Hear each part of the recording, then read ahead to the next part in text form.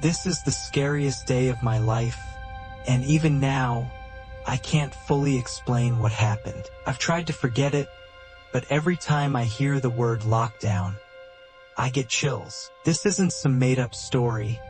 It's something I lived through. Let me take you back to that day.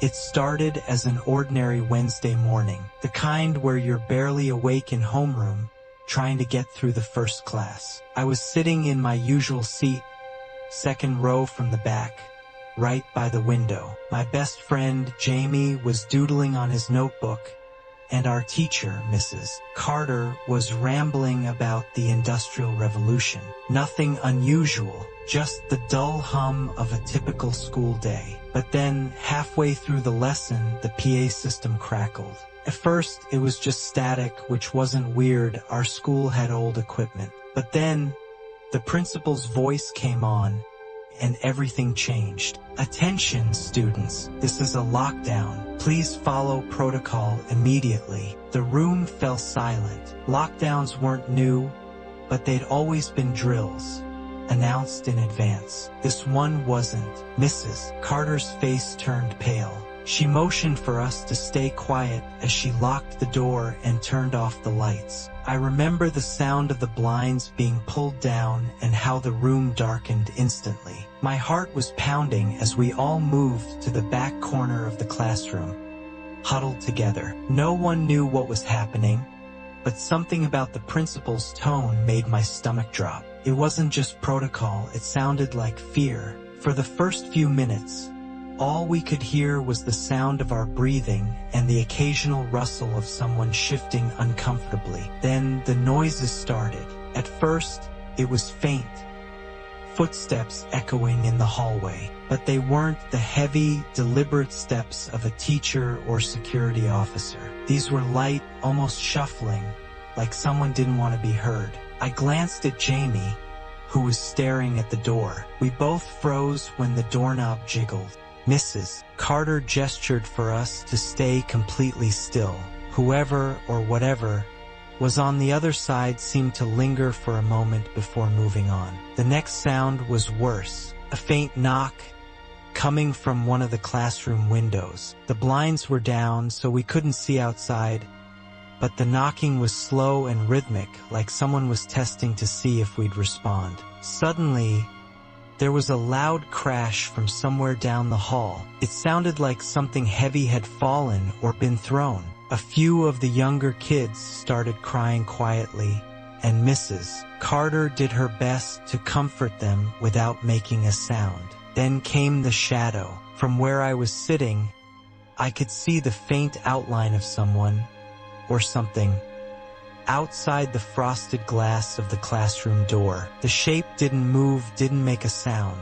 It just stood there, motionless. Minutes passed, but it felt like hours. I couldn't tell if it was a person, and I didn't want to find out.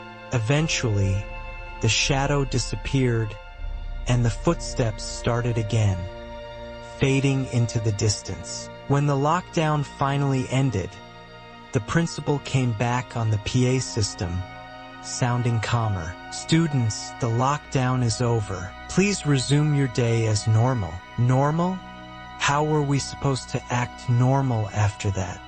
We all looked at each other, trying to make sense of what we'd just experienced. Mrs. Carter didn't say much, but her hands were shaking as she unlocked the door. As we filed out into the hallway, the rumors began. Some students claimed they saw a man in the parking lot with a mask.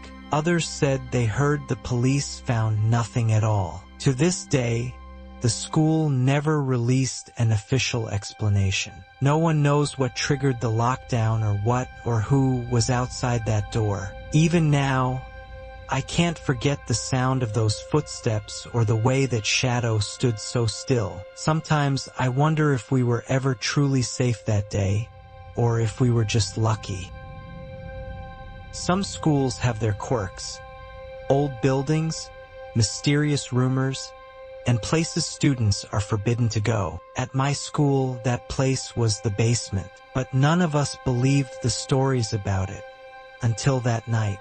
It was a regular evening, and I had stayed back to finish a group project. Most of the school was empty, except for a few students and teachers. Around 6:30 p.m., the fire alarm suddenly went off. At first, I thought it was a drill, but something about the sound was off. It wasn't the usual blaring siren. Instead, it was slow and uneven, almost like it was broken. We gathered in the hallway, confused. One of the janitors rushed past us, yelling, "Get inside a room and lock the door." That's when it hit me. This wasn't a fire drill. Something else was happening. My group and I quickly ducked into a nearby storage room. It was cramped, full of old desks and boxes, and it smelled like mildew. The janitor's footsteps echoed down the hall, and then silence. We waited, not daring to make a sound. That's when we heard it. A soft, scraping noise coming from the direction of the basement stairs. "Do you think it's someone coming to check on us?" one of my friends whispered, but the scraping turned into heavy, deliberate steps. Whatever was coming up those stairs wasn't in a hurry. Then came the voice. It was faint at first, almost like a whisper, but we could hear it clearly. "Help me, please." It didn't sound human. One of the guys in our group, trying to be brave, cracked the door open just enough to peek out. His face went pale as he slammed it shut again. "What did you see?"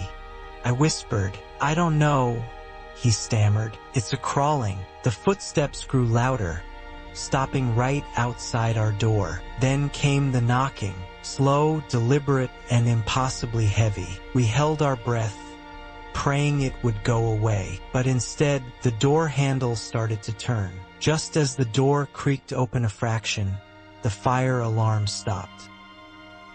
A few moments later, the janitor's voice came back, calm and steady this time, telling us it was safe to leave. But when we stepped into the hallway, the floor near the basement was wet, as if something had been dragged through it. The janitor refused to talk about what happened, and the school never addressed it. But every time I pass by that basement door, I can still hear those words in my head.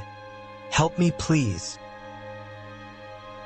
Sometimes lockdowns happen for reasons no one ever explains. But when you're the one stuck in the middle of it, you start to question everything. This is the story of the last time I ever set foot in my school.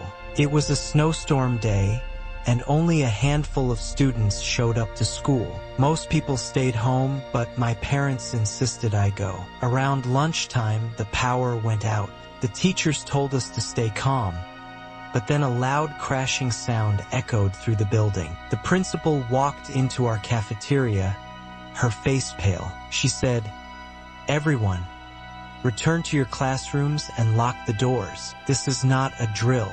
Her voice was shaking. I ran to my classroom, and our teacher bolted the door behind us. The wind outside howled, and snow battered against the windows, but it was the silence in the hallways that made my skin crawl. We sat quietly, listening for any sign of what was going on. That's when we heard footsteps, slow, deliberate, and heavy. At first, I thought it was a teacher patrolling the halls. But then the footsteps stopped right outside our door. The doorknob rattled, and we all held our breath. Then, a piece of paper slid under the door. I picked it up, and my heart sank. It was a handwritten note that said, "Don't leave, it's here." Before I could show it to the teacher, the power came back on, and the PA system announced, "Lockdown over." We all breathed a sigh of relief, but something felt wrong. When the teacher opened the door, the hallway was empty, except for a trail of wet footprints leading to the exit. After school, I decided to wait by the front doors for my ride. The snow had stopped, and the sky was starting to clear. As I stared out at the parking lot, I saw someone standing near the edge of the woods. At first, I thought it was just another student, but then they moved closer, and I realized something was off. They were wearing what looked like old, tattered clothes, and their face was pale, almost gray. I stepped back, suddenly uneasy. That's when they raised their hand and pointed at me. I ran back inside, my heart pounding. But when I turned to look, they were gone. I never told anyone what happened that day, but I can't shake the feeling that the lockdown wasn't just for our safety. It was for theirs. 3 lockdowns, 3 unexplainable events, and 1 lingering question. What are we really being locked in with? Have you ever experienced anything like this? Share your story in the comments, and don't forget to like and subscribe for more chilling tales. Stay safe out there, or at least try to.